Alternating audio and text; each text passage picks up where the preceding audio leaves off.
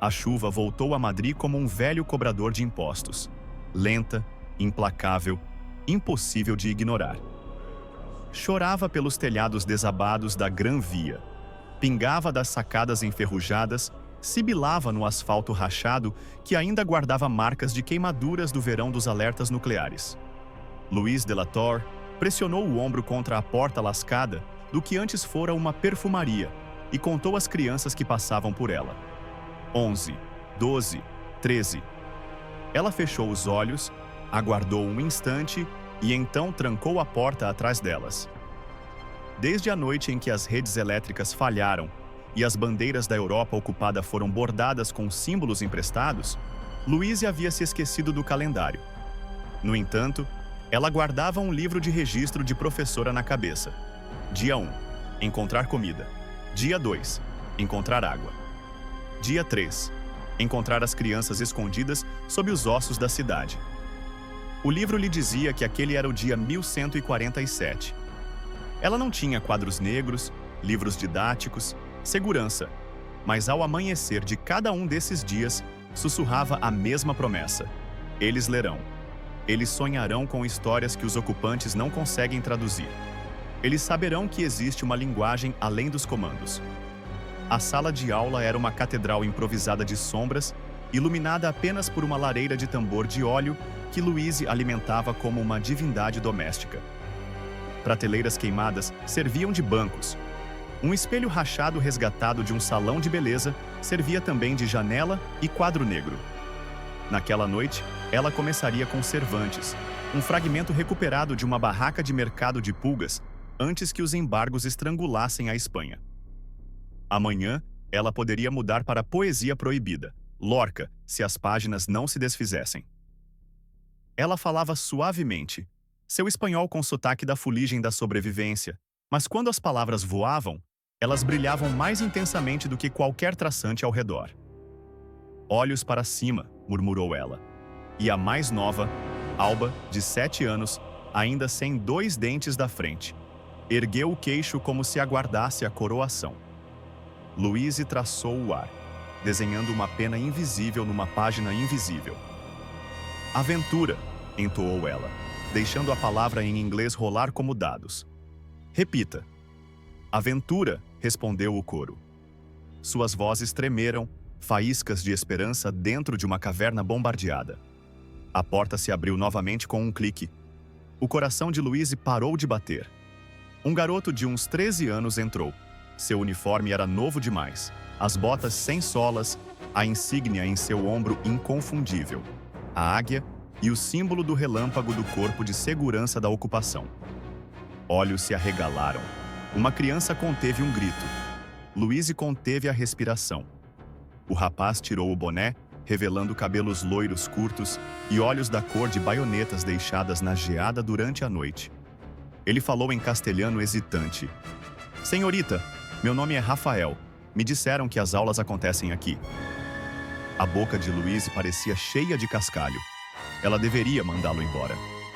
O uniforme era um farol para informantes. Abrigá-lo era suicídio. Mas então ela viu o tremor em sua mão enquanto ele agarrava a mochila. Sem arma, sem arrogância, apenas medo. Rumores diziam que os filhos dos policiais estavam alojados em distritos seguros, isolados das escolas locais por razões de segurança. Talvez o garoto tivesse se soltado da coleira. Nada de uniformes na aula, disse ela por fim. Sentem-se. Escutem. As crianças abriram espaço. O mais velho, Yusuf, moveu um torso de manequim queimado para criar um assento. Rafael se espremeu, com as botas raspando o concreto. Louise recomeçou. Falou de Dom Quixote lutando contra moinhos de vento que nunca foram meros moinhos de vento, de histórias como armaduras, de ilusões fortes o suficiente para ferir gigantes. Ocasionalmente, quando o fogo se apagava, ela mudava de faixa e lhes contava sobre os cofres de dados ocultos, servidores silenciosos sob os escombros que ainda hospedavam arquivos contrabandeados, audiolivros, best-sellers completos, arquivos que o regime ignorava por achar que as crianças preferiam o narcótico da propaganda. No entanto, naqueles 3 santuários compactados em MP, Viviam outros mundos, audiolivro de fantasia, audiolivro para dormir, audiolivro de ficção científica, audiolivro apocalíptico, cada um deles uma chave que os invasores haviam esquecido de confiscar. As crianças bebiam cada sílaba, como areia bebe sangue, rápida e permanentemente. Louise observava Rafael acima de tudo. Ele permanecia rígido, mas quando ela citou um verso sobre a dignidade de sobreviver mesmo sob correntes, seu olhar vacilou. Uma fissura, leve, mas real. Depois da aula, enquanto os outros se dispersavam pelos túneis mapeados apenas na cabeça de Louise, Rafael ficou para trás. Tirou da mochila um caderno com as orelhas dobradas e um pendrive minúsculo e legal. Eu posso negociar, sussurrou ele. O medo se foi, substituído por uma urgência desesperada. Isto tem literatura em 3 idiomas. E, a voz da minha mãe. Ela era, e antes da guerra, ela lia histórias online. Elas gravava. Sua voz estalou como gelo fino. Por favor. Preciso ouvi-la de novo. Lá fora, morteiros ribombavam ao longe, forças de ocupação testando munições para controle de multidões. Louise olhou para a entrada, para a mão trêmula do garoto, para o uniforme. O livro Razão em sua cabeça preenchia mais uma linha. Confiança custa mais do que balas. Ela estendeu a mão. Pegou a carona. Amanhã, disse ela. Traga roupas civis. Ninguém aprende com armadura. Ele assentiu, com as lágrimas escondidas no eco da chuva, e fugiu para os corredores de escombros. Naquela noite, no terraço de um hotel inacabado, os arquivos do pendrive brilhavam como lanternas em seu tablet recuperado. Havia canções de ninar, histórias e uma pasta etiquetada com metadados organizados, melhor que o audiolivro de filmes. Ela apertou o play. O espanhol suave de uma mulher encheu seus ouvidos, lendo a história de uma professora que escondia crianças de outra tirania. O passado se entrelaçava ao presente, uma tábua de salvação mais forte que o aço. Louise salvou os metadados em uma pasta intitulada claramente melhor que o audiolivro dos filmes, um nome escolhido não pela poesia, mas por seu desafio infantil, um lembrete de que a comparação era ladra da alegria, somente se a alegria permanecesse em silêncio. Ela mal dormia. Lembranças rondavam seu crânio como vadios caçando restos. Ela se lembrava da última convocação do Ministério da Educação espanhol, inverno de 2047, 2 semanas antes de pulsos eletromagnéticos apagarem os arquivos nacionais. Ministros discutiam fontes para novos manuais de alfabetização enquanto satélites queimavam no céu. Louise, então consultora júnior de currículo, propôs protocolos emergenciais de teleaprendizagem. Eles riram, a chamaram de alarmista. A ata daquela reunião queimou junto com o próprio ministério, mas o riso ainda ecoava. Antes do amanhecer, ela tentou descansar ao pé de uma escada rolante quebrada na estação de metrô que chamava de lar. Anúncios enferrujados se curvavam acima como pele de cobra descamada. Um pôster ainda mostrava uma família sorridente usando óculos de realidade aumentada, com a legenda prometendo um audiolivro fantástico como portal para a imaginação. O regime havia proibido a fantasia, temendo que ela ensinasse as populações a imaginar finais alternativos. Louise sonhava com vozes, cada uma marcada com metadados, audiolivro para dormir, audiolivro de ficção científica, audiolivro apocalíptico. Elas se entrelaçavam em canções de ninar e avisos, dizendo-lhe que a diferença entre pesadelos e manuais era apenas a disposição para agir. Ela acordou com um vento com cheiro de metal, trazendo rumores de um novo decreto. Todas as reuniões não autorizadas seriam puníveis com execução sumária. Isso incluía sua escola, isso incluía as crianças. A improvisação era uma velha colega, falavam sem gentilezas. Ao amanhecer, ela havia desmontado a sala de aula da perfumaria, espalhando evidências por becos e bueiros. A próxima aula aconteceria nas catacumbas sob a Catedral de Almudena, onde o incenso outrora mascarava a fragilidade humana. O labirinto ali era mais antigo que qualquer regime, e seus ossos respondiam apenas à memória. As crianças chegaram sozinhas ou em duplas, guiadas por flechas de giz que seriam levadas pela chuva do meio-dia. Rafael chegou por último, vestindo calças civis curtas demais no tornozelo. Seus olhos carregavam o pavor de alguém que experimentou a liberdade e teme que seu apetite seja notado. Na cripta, Louise colocou a placa sobre um altar rachado. Quando apertou o play, um silêncio se instalou, como se as próprias estátuas de mármore se curvassem para ouvir. Era uma vez uma noite mais escura que o silêncio. Um professor acendeu uma vela numa cidade de sombras. As crianças fecharam os olhos. Até Louise sentiu seu pulso sincronizar com a cadência. Ela observou Rafael. Ele murmurava a sílaba junto com a gravação, lágrimas deixando rastros de mercúrio pelas bochechas empoeiradas. Naquele momento, ele não era filho de ocupante, nem espião, apenas um menino de luto por um mundo que mal conhecia. Depois da história, Louise distribuiu páginas arrancadas de um livro Razão. Escreva, instruiu, o que a vela significa para você. Lápis raspavam a pedra até que detonações distantes sacudissem a cripta, equipes de demolição arrasando bairros rebeldes. Gesso caiu. Alba guinchou. Rafael se jogou para frente, protegendo-a com braços finos. A compaixão se armou mais rápido do que qualquer ordem. Quando os tremores diminuíram, Louise os conduziu por um túnel funerário até o subsolo de uma linha de metrô fechada. Lá, sob o brilho fosforescente das colônias de fungos, leram em voz alta o que haviam escrito. Yusuf chamou a vela de um mapa que se queima sozinho para que nenhum inimigo possa roubá-lo. Alba disse que era o som das batidas do coração da minha mãe quando ela me abraçou para se despedir. Rafael escreveu, simplesmente, é uma promessa de que eu não sou meu pai. Louise coletou as páginas, cada confissão de esperança, e as guardou em recipientes à prova d'água sob o quilômetro zero, uma cápsula do tempo para um futuro teimoso suficiente para existir. O último exercício do dia foi furtividade. Ela os ensinou a se mover contra a luz, a parodiar o andar manco de um mendigo e a se espalhar em espirais que confundiam drones biométricos. Isso, ela disse, também era alfabetização, ler a gramática da sobrevivência. Ao dispensá-los, ela guardou um transmissor de rádio em miniatura no casaco de Rafael. Seu alcance era limitado, mas ele sussurrava um pulso criptografado idêntico aos faróis que ela vira brilhando nas ruínas. Um pacto tácito, ele a avisaria sobre os movimentos das tropas, ela o manteria humano. Horas depois, em meio a gotas de velas e a frescos sagrados carbonizados pela fumaça, Louise se permitiu a menor indulgência, imaginou uma biblioteca reconstruída ao sol, com o átrio ecoando com crianças debatendo se sua gravação favorita era melhor que o audiolivro do cinema. A esperança, lembrou a si mesma, era contagiosa.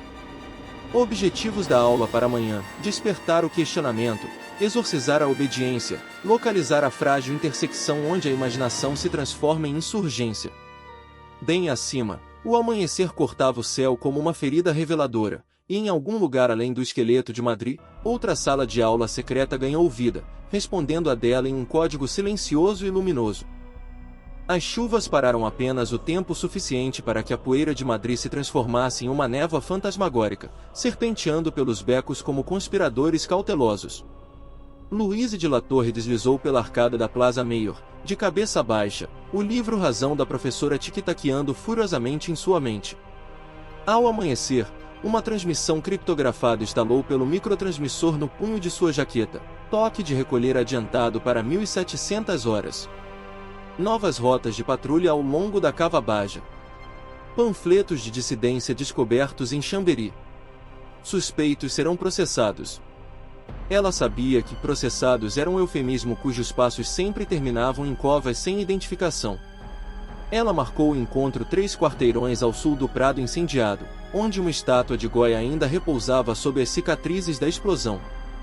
Rafael esperou, tremendo em seu uniforme civil cinza, agarrando uma mochila de lona.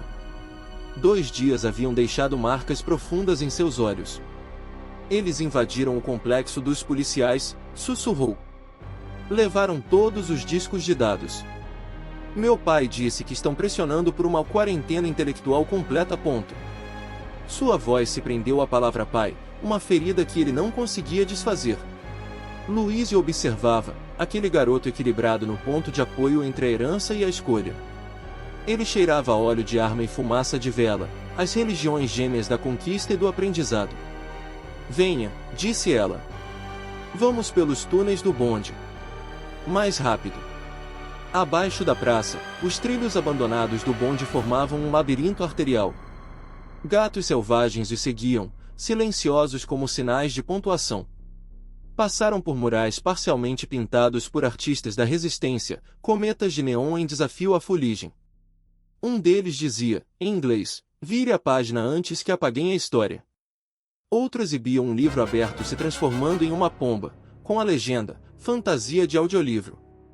No quilômetro 49, encontraram Yusuf e Alba. O braço de Yusuf estava enfaixado, estilhaços da varredura da noite anterior, quando drones metralharam lavapiés. Mesmo assim, ele sorriu, apresentando um painel solar recuperado como um parágrafo milagroso resgatado da incineração. Alba segurava uma lancheira de lata chacoalhando com lápis contrabandeados. Poderiam ser qualquer família esperando por um trem, se ainda existissem famílias.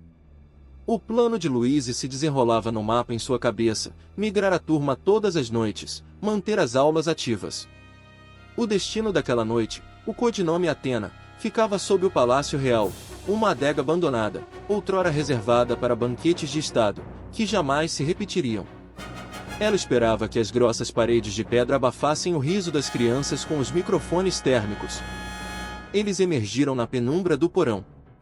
A umidade se acumulava nos barris antigos como aplausos pacientes. Lanternas se acenderam e 32 crianças se acomodaram em caixotes virados para cima. Louise pigarreou. Bem-vindas à Universidade do Trovão Silencioso, anunciou, usando o codinome que não deixava marcas.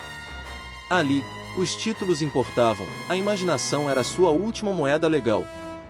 Ela continuou com uma lição sobre narradores não confiáveis, histórias que desvendavam as máscaras como rebeldes desvendavam os pontos de controle. Recitou trechos de uma antologia surrada e, em seguida, mudou para uma frase em inglês que a mais jovem achou exótica, audiolivros, best-sellers completos. Falou de arquivos espalhados como sementes em narquetes, vozes que se recusavam a ser censuradas. Disse a eles que civilizações podem ruir, mas uma história sussurrada em um microfone pode se infiltrar em bunkers, cruzar fronteiras, se tornar um apocalipse em audiolivros que assombra tiranos muito depois da dissolução dos exércitos. No meio da palestra, o som das botas dos soldados ecoou no alto. O teto tremeu, poeira se acumulava entre as pedras. Crianças congelaram. Louise levou um dedo aos lábios, depois a Rafael. Ele entendeu. Deslizando por um túnel lateral, ele ativou o transmissor em seu cinto, uma transmissão falsa que enganava as conversas rebeldes a 2 quarteirões de distância. Momentos depois, detonações rebombaram à distância enquanto os soldados redirecionavam sua fúria. Alba exalou a respiração que estivera prendendo por 5 segundos. A aula recomeçou, mas a mente de Louise divagava. Cada crise reduzia sua margem de erro. Ela precisava de um santuário maior, e de aliados. Rumores falavam de uma rede transpirenaica chamada Fantasmas de Gutenberg, contrabandistas de pendrives proibidos ligando as catacumbas de Marsella aos aquedutos de Lisboa. Se ela os alcançasse, sua escola poderia se tornar mais do que um esconderijo, poderia ser uma transmissora de ideias, uma aventura que as frequências não poderiam bloquear. No entanto, os Pirineus estavam minados, e crianças não eram carga. Depois da aula, ela puxou Rafael de lado, ao lado de barris com a etiqueta Rioja Gran Reserva 2040. Você nos salvou, disse ela. Mas a dívida cresce. Precisamos de códigos de acesso, listas de suprimentos, qualquer coisa que nos permita passar pelo cordão de isolamento. As mãos de Rafael tremiam. Meu pai tem um tablet seguro. Se eu copiar chaves, me torno um traidor. Louise se aproximou. Ou um aluno que recusou uma mentira. Ela viu a linha do livro Razão aparecer atrás dos olhos dele, o cálculo da traição. Ele assentiu, quase imperceptivelmente. Na sala ao lado, Yusuf montou o painel solar para carregar o tablet em baixa velocidade. Alba narrou seu próprio conto de fadas para um círculo de crianças pequenas, bibliotecárias feiticeiras que selavam generais malignos dentro de dicionários amaldiçoados. Louise sorriu. Crianças metabolizavam traumas em metáforas mais rápido do que adultos. Eles se deitaram entre barris. Louise permaneceu acordada, ouvindo a cidade respirar como uma fera com pulmões perfurados. Ela sussurrou planos de aula para a escuridão, amanhã, alegoria, semana que vem, desobediência civil disfarçada de exercícios de gramática, depois disso, talvez democracia por meio de contação de histórias em grupo. Ela repetiu um mantra, audiolivro para dormir, mas o descanso lhe escapou. Ao amanhecer, uma batida codificada soou, 3, 2, 5 batidas. Emília, uma mensageira da resistência com tranças como cordas em chamas, entrou ofegante. Estão procurando educadores, disse ela. Começarão pelas zonas de refugiados. Ela apresentou um comunicado dobrado, carimbado com o símbolo da coruja dos fantasmas de Gutenberg. Contato confirmado. Corredor de extração possível via Aragão, meia-noite, daqui a 4 dias. Credenciais necessárias. Comprovante de bem cultural. Benefício cultural, murmurou Louise. São as crianças. Seu estômago se contraiu. Ela as imaginou escalando montanhas sob o olhar atento de drones. Algumas tinham pulmões flácidos devido aos invernos químicos, outras, pesadelos que atrapalhavam seus passos. Ela estudou a outra oferta de Emília, um cilindro de cera selado com fita térmica. O que tem nele? Um antigo discurso de Lorca, restaurado, disse Emília.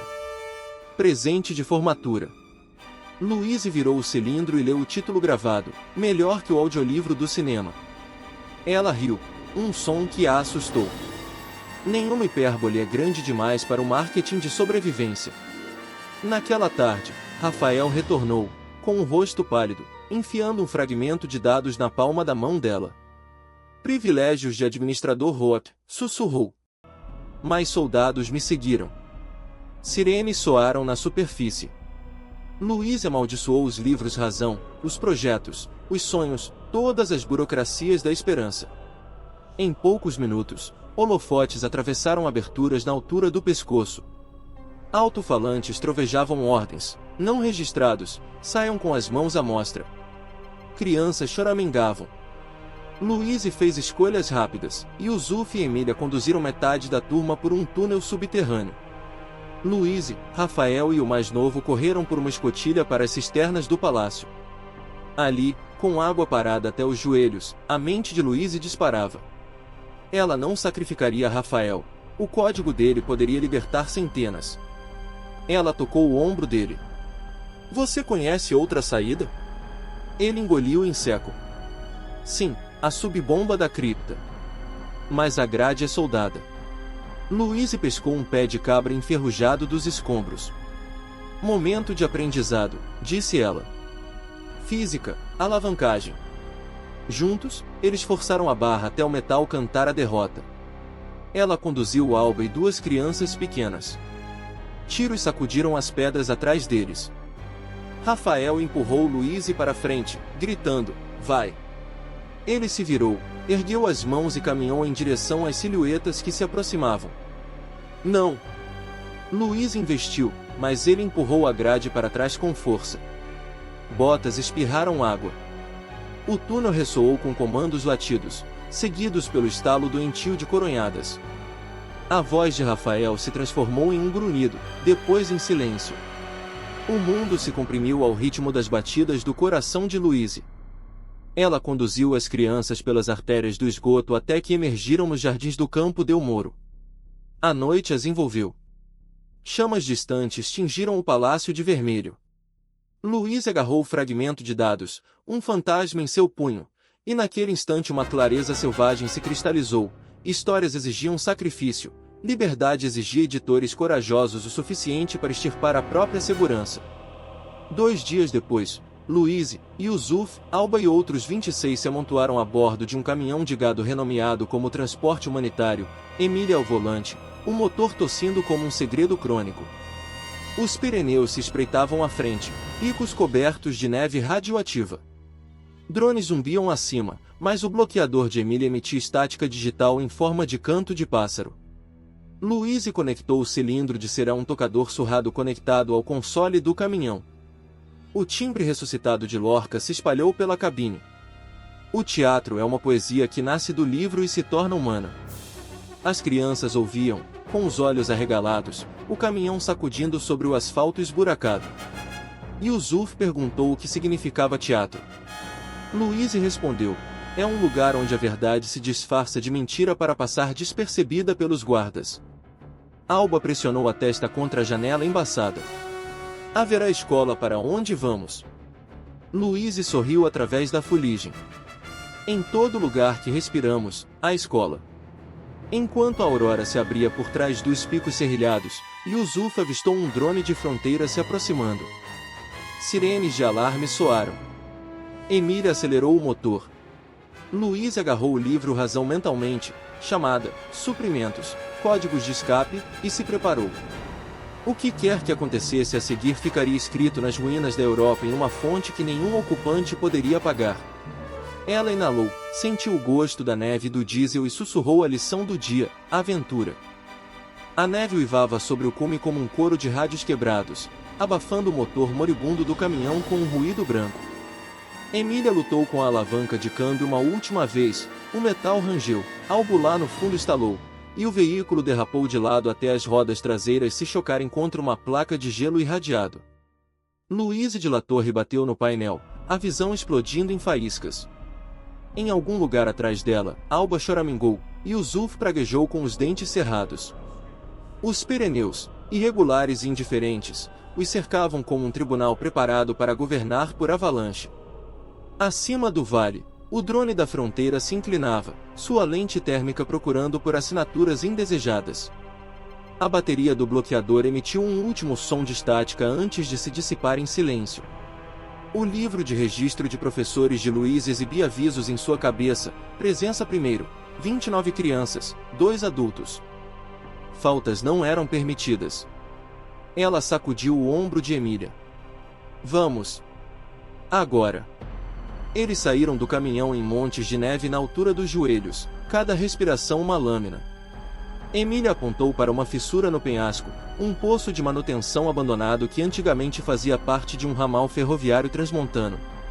Túnel 5, ela sussurrou. Os fantasmas de Gutenberg o marcaram como reserva. Tiros ecoavam em costa abaixo, policiais de fronteira desmontando de semi-lagartas. Os rotores dos drones subiam mais alto. As crianças cambaleavam em direção à fissura, carregando mochilas abarrotadas de lápis contrabandeados, pendrives e o cilindro de cera que Louise guardava como uma relíquia. Ela guardava o fragmento de dados de Rafael em uma bolsa junto ao pescoço, quente contra a pele, uma pulsação de propósito. Dentro do poço, a escuridão os envolvia, penetrada apenas pela lanterna de manivela de Yusuf. Trilhos cobertos de gelo brilhavam sob estalactites de gelo. O ar cheirava fantasmas de diesel e terra ancestral.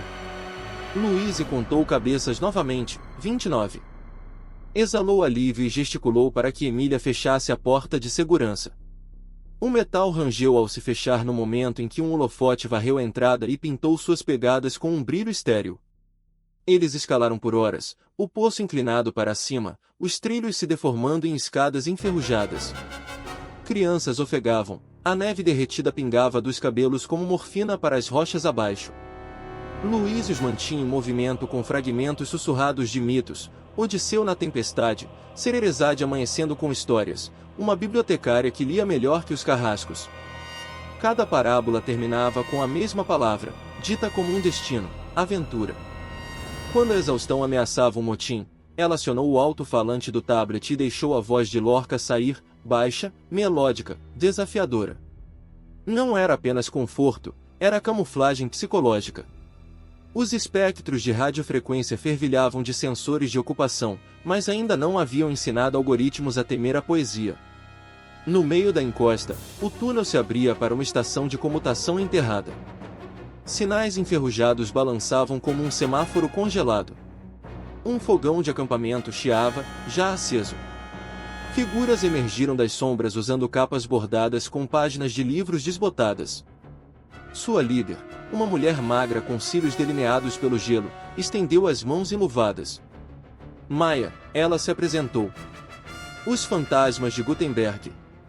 Seu inglês carregava a cadência entrecortada de antigos dramas da BBC retransmitidos ilegalmente após o toque de recolher. Você está atrasada. Problemas com drones, ofegou Emília.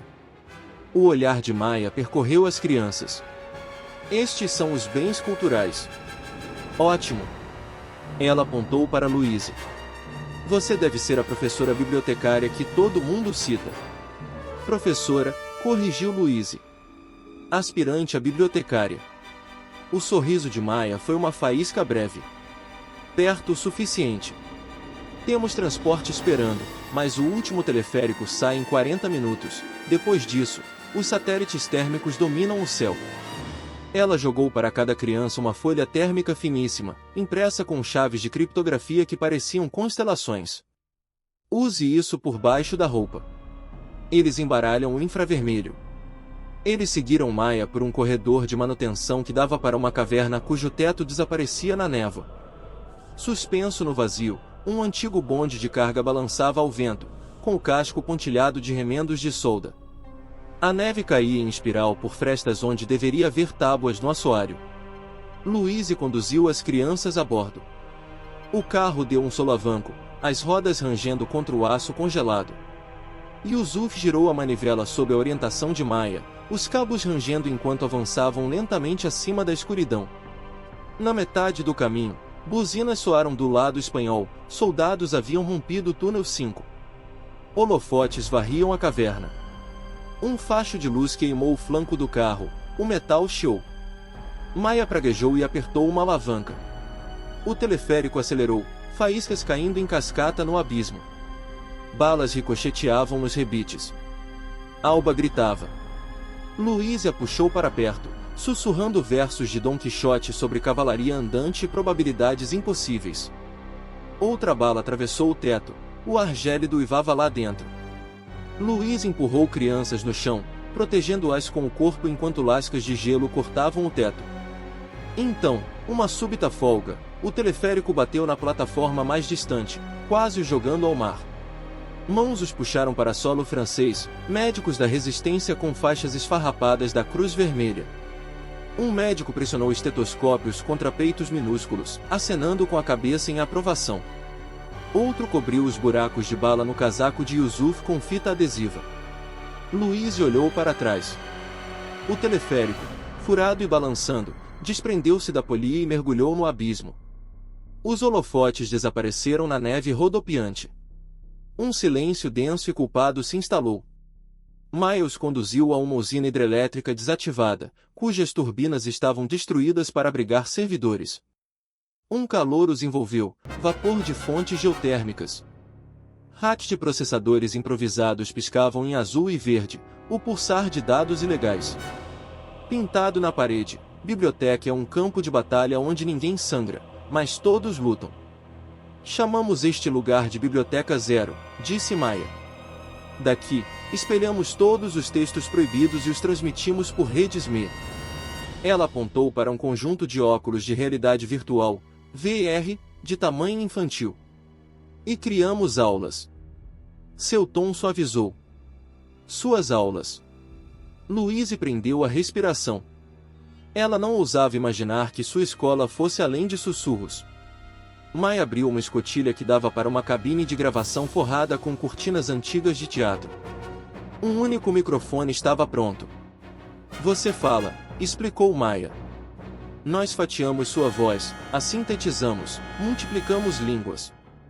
Depois, inserimos palestras em fluxos de entretenimento que os sensores adoram, comentários esportivos, boletins meteorológicos, até mesmo aqueles audiolivros insossos e best-sellers completos que o regime aprova porque enfraquecem o pensamento crítico. Os ouvintes baixam o que consideram simples escapismo, comédias românticas, novelas melodramáticas, e, escondido dentro, está o currículo, lógica, ética, histórias proibidas. Louise tocou o microfone, tonta. Imaginou a risada de Alba codificada em ondas sonoras, as perguntas sinceras de Yusuf enterradas entre os capítulos do 7º livro de Memórias de Celebridades. Vou precisar de tempo para escrever o roteiro. Tempo é artilharia, respondeu Maia. Atacaremos hoje à noite. Os ocupantes anunciarão novas medidas de reeducação ao amanhecer. Ela acenou com a cabeça para o fragmento de dados de Rafael pendurado no pescoço de Louise. Essas chaves de administrador nos permitem sequestrar torres de transmissão locais. Você foi o último mensageiro dele. Luiz engoliu em seco. A tristeza a invadiu, mas o propósito a seguiu. Ela abriu o caco e o colocou na palma da mão de Maia. Faça cada segundo valer a pena o silêncio dele. Técnicos começaram a trabalhar. Uma chuva binária rolava pelos monitores, audiolivro de fantasia sinalizado como 0, audiolivro de ficção científica sinalizado como 0, audiolivro apocalíptico sinalizado como 0. Cargas ocultas inseridas em códigos de tempo predeterminados, lições sobre ceticismo renascentista, cartilhas de decifração de códigos disfarçadas de histórias de Ninar, diálogos socráticos disfarçados de canções de Ninar infantis rotuladas como audiolivro para dormir. Enquanto os criados se reuniam, Louise reuniu as crianças em um nicho de concreto decorado com murais de fênix. Ela abriu o cilindro de cera. A voz de Lorca flutuou mais uma vez, recitando versos sobre mães costurando a luz das estrelas nos casacos de seus filhos. Quando o poema terminou, Louise falou. Nem sempre escaparemos das balas, disse ela. Mas podemos sobreviver às mentiras. As histórias são mais longas que os regimes. Yusuf levantou o braço enfaixado. Senhorita, ainda somos da sua turma? Louise ajoelhou-se. Sempre. Esta é apenas uma sala de aula maior. Ela traçou uma linha de giz no chão. E este é o limite da lição conhecida. Além dela, juntos, escrevemos novas. As crianças assentiram, com os olhos brilhantes. Momentos depois, Maia interrompeu, upload concluído. Precisamos de uma tag final, algo que o público se lembrará mesmo depois que os sensores removerem os metadados. Alba interrompeu, sincera. Pode chamar de melhor que o audiolivro do cinema. Os técnicos riram alto. Maia sorriu. Perfeito. A ironia é infalível. Louise se colocou atrás do microfone. Uma luz vermelha piscou. Ela inalou fuligem e vapor, exalou convicção. Boa noite, ouvintes, começou, com a voz firme como o sino da aula. O audiolivro Tony's Better Than The Movies traz uma história sobre a rebelião da imaginação. Se você consegue me ouvir, você é o herói. Vire a página. Ela falou por 30 minutos, trechos literários costurados a enigmas de álgebra, notas de rodapé de história mundial escondidas em piadas sobre dragões. Quando terminou, as lágrimas escorreram livremente, derretendo rastros de sal por suas bochechas. Transmissão iniciada. Antenas disfarçadas de pinheiros congelados pulsavam através de vales, através de cidades ocupadas, onde famílias se amontoavam ao lado de receptores de contrabando, ansiando por qualquer coisa que não fosse sermões de Estado. Em salas de estar e abrigos antibombas, a transmissão se disfarçava de escapismo, mas cada frase codificada semeava resistência, definições de liberdade, exercícios de inferência crítica, instruções para falsificar cédulas de papel a partir de embalagens de cigarro. Horas se passaram dentro do zumbido da Biblioteca Zero. Imagens de vigilância se acenderam. Postos avançados relataram cidadãos citando suas falas em mercados. Soldados, confusos, apreenderam rádios apenas para encontrar romances banais. Enquanto isso, crianças rabiscavam subversões algébricas nas paredes. Sucesso, sim, mas a retaliação sempre se seguia. Maia revelou interceptações de satélites. Colunas blindadas pesadas manobrando em direção a Carcassonne. Eles rastrearão o sinal em 24 horas, alertou. Louise endireitou os ombros. Então mudamos a escola de novo. Para onde? Perguntou Emília. Para cada praça da vila. Para cada telhado. Ela bateu nos racks dos servidores. Imprimimos panfletos. Conectamos áudio-alertas de emergência. Transformamos a Europa em um programa de estudos que nenhum tirano pode reprovar. Maia assentiu, com um brilho de respeito. Isso não é um plano de evacuação, é uma insurgência. É um currículo, corrigiu Louise, com um sorriso feroz. Um alarme soou, código amarelo. Um drone de fronteira sobrevoava a área, bloqueadores de sinal foram ligados. As crianças olharam para Louise. Ela ergueu um exemplar surrado de A Ilha do Tesouro, páginas remendadas com fita isolante, e arqueou uma sobrancelha. Bem, então, ela declarou, com a voz cheia de travessuras da meia-noite, vamos continuar nossa aventura. Eles responderam com risos polifônicos, o som de salas de aula renascendo dentro de ruínas. Acima, o drone se afastava em espiral, ofuscado por iscas súnicas. Abaixo, servidores giravam, multiplicando histórias mais rápido do que o fogo poderia consumi-las. Louise marcou uma linha silenciosa no livro Razão, Lição, Escalas de Imaginação. Lá fora, o vento sacudia a montanha como um estudante ansioso disputando um lugar na primeira fila. O amanhecer traria chuva de aço, mas até então a noite pertencia aos leitores. Louise sentiu a montanha estremecer em seus ossos de granito muito antes dos primeiros projéteis de artilharia. Ela estava organizando estoques de folhetos microimpressos, bibliotecas compactadas por algoritmos disfarçadas de cupons de caridade, quando o tremor percorreu as lajes do piso da usina hidrelétrica e fez chacoalhar potes de cera de vela com tampa de rosca. Ela não se mexeu, o livro Razão em sua cabeça simplesmente adicionou uma nova coluna, munição chegando, lição de urgência. As turbinas, evisceradas para abrigar os servidores, vibravam como se fantasmas antigos tentassem trazê-las de volta à vida. A voz de Maya irrompeu pelo sistema de som, comboios blindados a 12 cliques, previsão de chegada, 40 minutos. Imagens de satélite mostram caminhões anti-sinal. Eles pretendem destruir as ondas de rádio. Louise limpou o grafite das pontas dos dedos. Suas palestras haviam sido transmitidas pela Europa ocupada por 6 noites, o suficiente para provocar pichações nas cercas ao amanhecer em Varsóvia, canções de ninar codificadas em Nápoles, flash mobs de matemática em Lyon. O regime chamou isso de contágio cultural. Naquela noite, eles tentariam cauterizar a ferida. Ela entrou no centro principal. Técnicos se amontoavam diante de consoles onde mapas brilhavam em vermelho com o avanço dos vetores de ameaça. Crianças, envoltas em jaquetas acolchoadas com fênix estampadas com estêncil, sentavam-se em carteiras dobráveis, terminando tarefas às pressas, Alba ilustrando a tabela periódica como bestas míticas, e o Zuf criando uma roda de cifras com tampinhas de garrafa. O plano de aula, Louise refletiu, havia evoluído, a crise era uma professora substituta impaciente.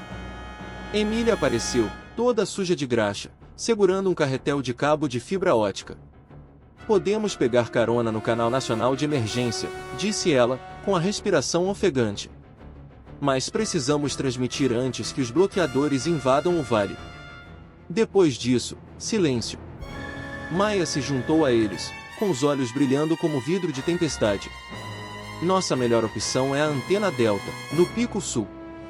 Uma torre de micro-ondas com 30 anos de idade. Linha de visão para Marsella, Barcelona, Genebra. Se carregarmos seu arquivo mestre lá, os satélites espalharão os pacotes mais rápido do que conseguem atacá-los.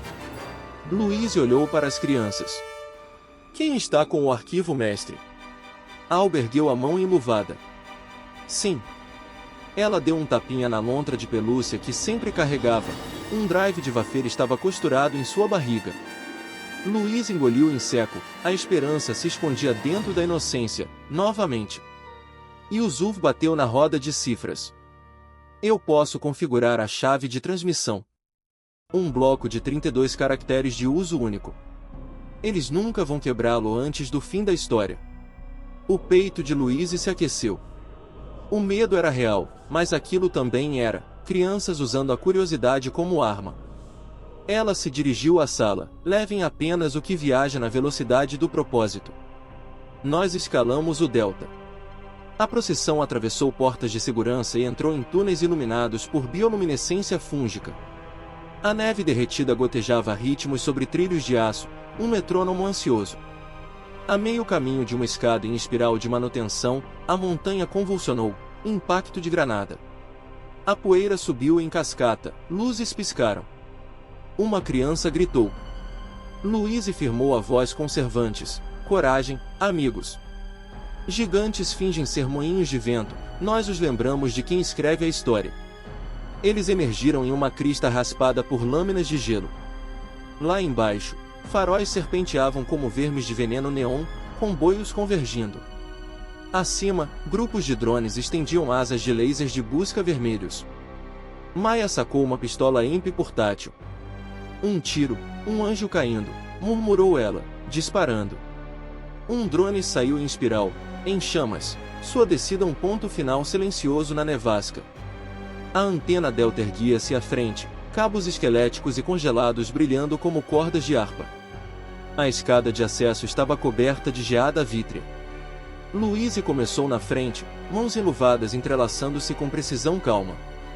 Alba seguiu, lontra firmemente presa, e Yusuf subiu atrás com um carretel de fio sobre os ombros como asas emprestadas. Emília e Maya ladeavam as crianças enquanto técnicos abaixo montavam antenas refletoras a partir de bandejas de TV via satélite recuperadas. Na metade da subida, holofotes iluminavam o cume, soldados montados em trenós no topo de uma cela. Tiros ecoavam, balas ricocheteavam na grade de ferro. O pulso de Louise batia forte, mas ela continuou subindo, sussurrando para si mesma as frases que haviam se tornado talismãs: audiolivros best-sellers completos, audiolivro de fantasia, audiolivro para dormir, audiolivro de ficção científica, audiolivro apocalipse, aventura, audiolivro melhor que o cinema. Cada linha era uma promessa aos ouvintes que ela talvez nunca conhecesse. Na plataforma do pórtico, o vento soprava com força suficiente para inclinar a respiração para o lado.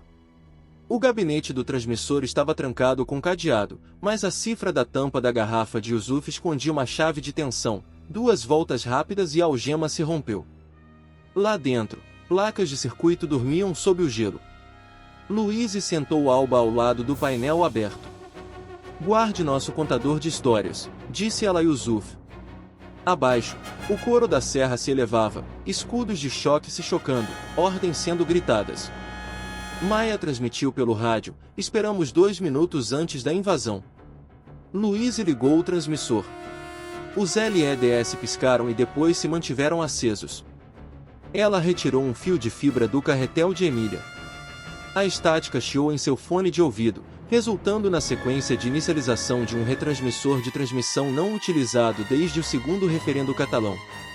Ela entregou o fone de ouvido a Yusuf. "Remende sua chave, maestro." Os dedos de Yusuf voaram. Ele disse a senha em voz alta, uma rima infantil sem sentido, e acrescentou a DVNTURE como soma de verificação. Ele clicou em executar. Os dados surgiram como uma enxurrada de degelo, megabytes de voz, pistas musicais, palestras ocultas, mapas de táticas de desobediência civil disfarçados de canções de ninar. Uma buzina abaixo, soldados rompendo o perímetro externo. Tiros respondiam das sentinelas da resistência. Louise colocou o corpo entre as crianças e a escada, pé de cabra em punho. A voz de Maya estalou. "Primeiro caminhão bloqueador desativado, segundo ainda ativo, em Costa Norte." Louise examinou o vale. Um veículo quadrado, cheio de antenas, rastejava pela neve, com a antena girando em direção à delta. Se travasse, o upload pararia no meio da frase. Ela passou o microfone para Emília. "Podemos usar a sobretensão na linha de alimentação? Fundir os circuitos deles?" "Preciso de ligação direta", respondeu Emília. "Estação transformadora, cumeira abaixo." Um suspiro sibilante. "Eu vou." "Longe demais", argumentou Louise. "Eu corro mais rápido que a tirania", disse Emília, e a fila foi cortada. Segundos depois, uma explosão de luz branco-azulada brilhou onde o caminhão bloqueador estava, uma sobrecarga no transformador. Os circuitos fritaram, a antena parabólica caiu como uma flor murcha. A estática ecoou pelo fone de ouvido de Louise. A barra de transferência subiu, 89%. Então a escadaria ressoou, soldados subindo. Louise se preparou, pé de cabra em riste. O primeiro capacete apareceu, ela balançou, aço na viseira, derrubando o soldado. Tiros de retorno atingiram as vigas. Ela se abaixou, com o coração disparado. Yusuf gritou, mas continuou digitando, juntando listas de hash. 96%. Uma rajada de fogo frio queimou o ombro de Louise, raspando. A dor brilhou em vermelho, mas seu aperto permaneceu firme. Ela golpeou, deslocou o rifle, chutou-o por cima do parapeito. Soldados avançaram novamente. O tempo se encaixou. Neve, sangue, código, tudo comprimido em instinto. Envio concluído. Um toque como sinos de capela. Yusuf desconectou o cabo, gritando, é grátis. Alba gritou de triunfo. Luiz acionou a velha sirene de alarme da torre, uma relíquia lamentosa que ecoava pelos vales como um raptor primitivo. Sinalizava a retirada. Voz de Maia, caminho de extração aberto no lado leste. Cobertura de fumaça sendo acionada. Granadas de fósforo branco jorravam abaixo, cobrindo a serra com uma névoa fantasmagórica. Soldados atiravam aleatoriamente, balas zumbiam acima. Luiz conduziu as crianças até uma tirolesa de manutenção, instalada anteriormente para emergências. Yusuf prendeu o arnês, murmurando fórmulas para acalmar os nervos. Alba agarrou sua lontra. Luiz as enganchou na polia e as empurrou. Elas desapareceram na névoa. Ela se cortou por último. Ao agarrar a maçaneta, um soldado irrompeu, rifle apontado. Seus olhares se encontraram, os dela, planos de aula em chamas, os dele, entorpecidos pelas ordens. Por um instante, ela se perguntou se ele também já ouvirá histórias de Ninar sobre exploradores e céus impossíveis. Ela deu um impulso. Tiros estalaram, uma bala rasgou o ar onde sua perna estivera. O vento arrancou um grito da garganta. O mundo se turvou, neve, faíscas, noite. Abaixo, as fogueiras do vale cintilavam como constelações fora da lei. Ela caiu com força, rolou e emergiu ofegante em meio a pinheiros cobertos de cinzas. Maia acenou para que entrassem em um bueiro onde as motos da resistência estavam estacionadas. Luiz contou as cabeças, 29. Emília mancou na direção deles, com o rosto coberto de fuligem, mas o sorriso intacto. Ela carregava um tablet queimado, torrada de Transformer. Eu também, mas compramos muitos decibéis. Percorreram trilhas sinuosas até o amanhecer atingir o céu a leste. Em um mirante no Planalto, pararam. Luiz sintonizou um receptor de banda larga. A estática se dissipou, e uma voz emergiu. A dela, amplificada pela sintonia automática, traduzida para dezenas de idiomas. Bem-vindos ao programa desta noite de imaginação destemida. Começamos com matemática disfarçada de profecia. E o Zuv gritou. Alba fez uma dança sonolenta. Até Maia se permitiu rir. Do outro lado do mostrador, outras vozes se juntaram, retransmissores em Marsella, Bolonha, Praga. Uma polifonia de esperança pirata, agora imparável. O ombro de Luiz latejava, o sangue encharcava sua manga. Ela pressionou Neve contra o ferimento e ouviu as crianças debaterem se a aula de hoje abordaria buracos negros ou panificação, ambas revoluções em miniatura. Naquela luz pálida, ela viu o amanhã. Não um milagre brilhante, um mosaico de salas de aula teimosas em túneis de metrô, celeiros, rodas gigantes abandonadas. Professores em farrapos recitando Shakespeare, engenheiros desenhando plantas em papelão, avós cantarolando poesia sufi enquanto teciam cabos óticos em tapetes de oração. Um continente se recompondo com sílabas mais fortes que o aço. A dor no ombro piorou, mas ela a acolheu, prova de que ainda era uma página sendo escrita. Ela falou com as crianças. Lembre-se deste sentimento. Quando o mundo lhe disser que o silêncio é segurança, lembre-se da torre que escalamos. Histórias são escadas que nenhuma bala consegue cortar. E o Zuf ergueu sua roda de cifras. O que vem a seguir, senhorita? Em seguida, arquivamos. Ela acenou com a cabeça para o tablet de Emília. Catalogamos todas as histórias que sobreviveram esta noite, o audiolivro de fantasia que ensinou empatia, o audiolivro de ficção científica que imaginou motores melhores, o audiolivro para dormir que introduziu aritmética em canções de ninar, o audiolivro apocalíptico que alertou sobre o que acontece quando a ganância vence. Nós os rotulamos como audiolivros best-sellers completos para que qualquer pessoa em busca de conforto encontre acidentalmente a revolução. Então, Começamos novas gravações, ainda melhores que o audiolivro de filmes. Alba abraçou sua lontra. Será que algum dia voltaremos para casa? Luiz ajoelhou-se apesar da pontada de dor. Lar é onde você pode pensar em voz alta. Então, onde quer que construamos esse direito, esse é o seu lar. O vento mudou, trazendo ecos distantes, talvez artilharia, talvez fogos de artifício. Luiz não sabia dizer, ambos soavam como pontuação em histórias ainda não escritas. Ela se levantou, firme. Aula, ela declarou, o plano de aula recomeça. Primeiro objetivo, café da manhã. Segundo, projeto para uma impressora móvel. Terceiro, praticar a palavra aventura em todos os idiomas que você conhece. O riso ecoou, brilhante contra o amanhecer arruinado. Eles montaram em suas bicicletas e seguiram para o leste ao longo de uma serra que brilhava dourada com o sol recém-nascido. Rastros dos tanques da noite anterior marcavam os vales abaixo, mas acima deles o céu era um vasto quadro negro, vazio e à espera. Luiz imaginou escrever nele em letras quilométricas de largura: o conhecimento é uma fronteira. Conquiste-a com gentileza. A estrada serpenteava em direção a uma aldeia distante onde, segundo rumores, uma igreja vazia tinha acústica perfeita para gravações clandestinas.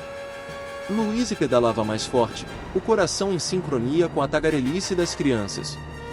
Em algum lugar lá fora, milhões sintonizavam seus rádios rachados, esperando propaganda anestésica e, em vez disso, encontravam contos de fadas algébricos, sagas subversivas para dormir, sussurros de aventura.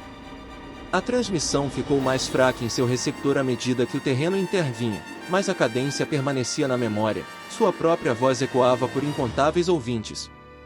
Parecia menos vaidade do que comunhão. Ela se lembrou de Rafael, de sua oferta sussurrada de chaves, e silenciosamente agradeceu. Sacrifício impresso em cada sílaba. A neve derretida escorria ao lado da trilha, murmurando em falsos aplausos. Luiz inalou o ar da montanha temperado com pinho e cordite. O livro Razão em sua cabeça virou uma página, tamanho da turma, 29. Localização, móvel. Missão, ensinar o continente a sonhar acordado. Ela sorriu e chorou, inclinando-se para a descida e deixou a gravidade recitar o prólogo da próxima palestra, uma onde cada ouvinte se tornava um autor e cada criança carregava uma biblioteca dentro de seu pulso. Bem atrás, a antena delta ainda brilhava, seu esqueleto coberto de gelo e sol da manhã, teimosamente ereto, um ponto de exclamação no final de uma lição que estava apenas começando.